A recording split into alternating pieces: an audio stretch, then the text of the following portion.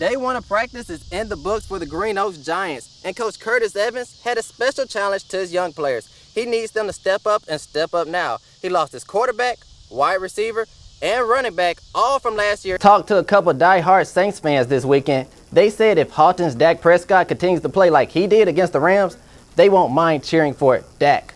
Not the boys, just Dak. Southern's hopes of competing for a SWAC championship come to an end tonight after losing to Grambling State. Despite getting off to a hot start, after a couple turnovers, the Jaguars were really never the same, and the Tigers explode. Green Oaks will get their first taste of live action in 2 weeks against the Benton Tigers. 9 years ago, head coach Ed Ogeron stood on the opposite side of the field as the head coach of Ole Miss. Now, the tables have turned, and Ogeron looks to re-energize this program in a big way.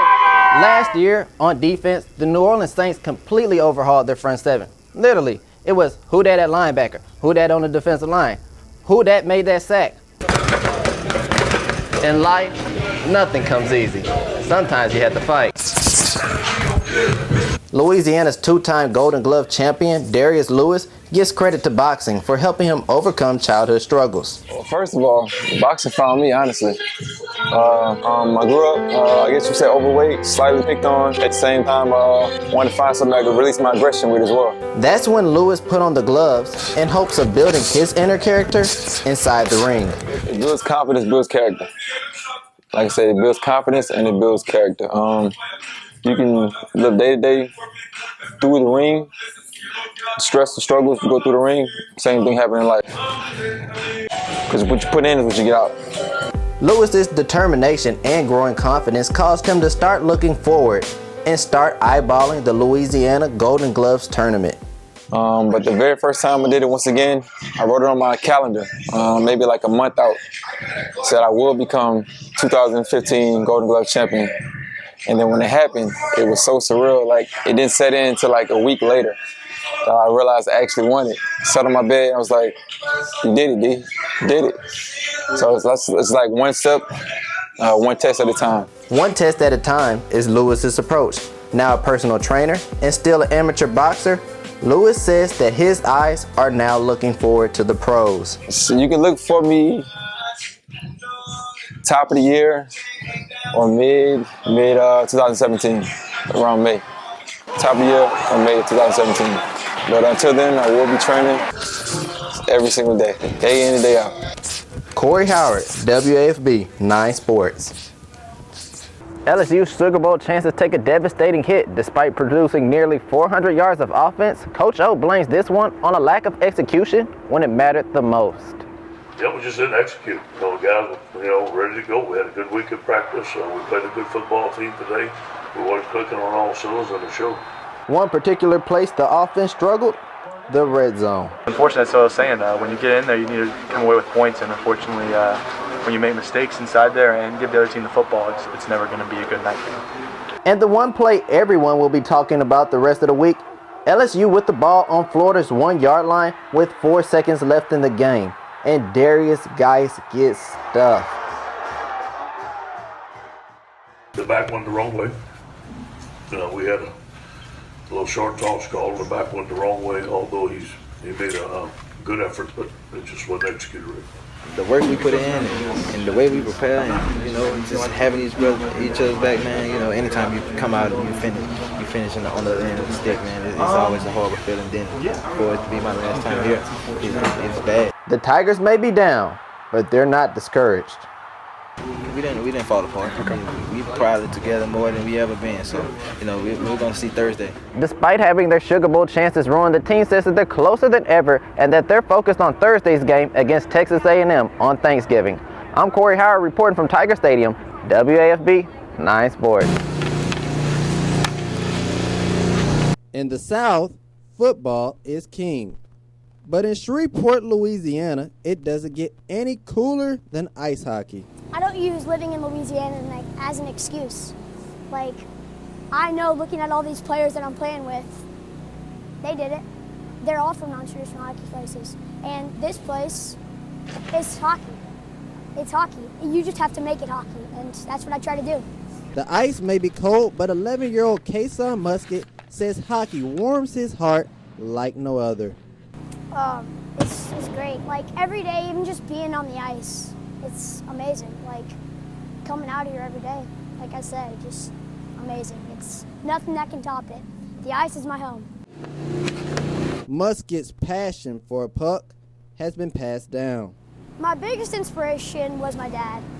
He really just inspires. He inspires a lot of people, but he really inspired me just to be me.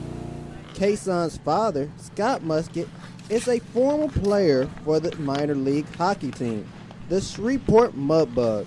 Now Scott currently serves as the team's general manager. In his role as a dad, he sees his son's skills with the stick. Elbows to hands, nice and loose. Usually say I at 11 I was nowhere near where he is right now. Hockey may be unique in the Deep South, but in Shreveport, it's created a bond worth more than any goal.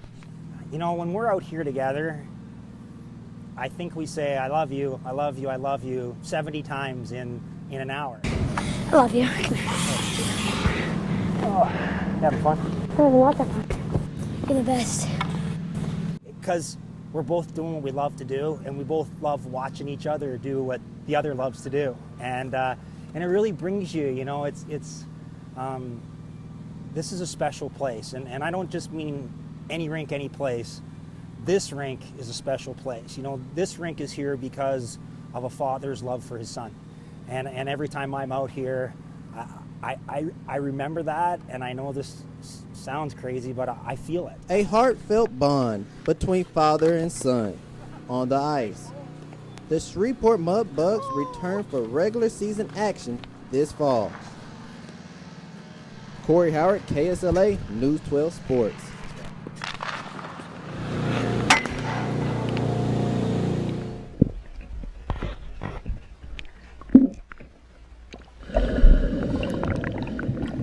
"15-year-old Timothy Oliver isn't afraid of the water."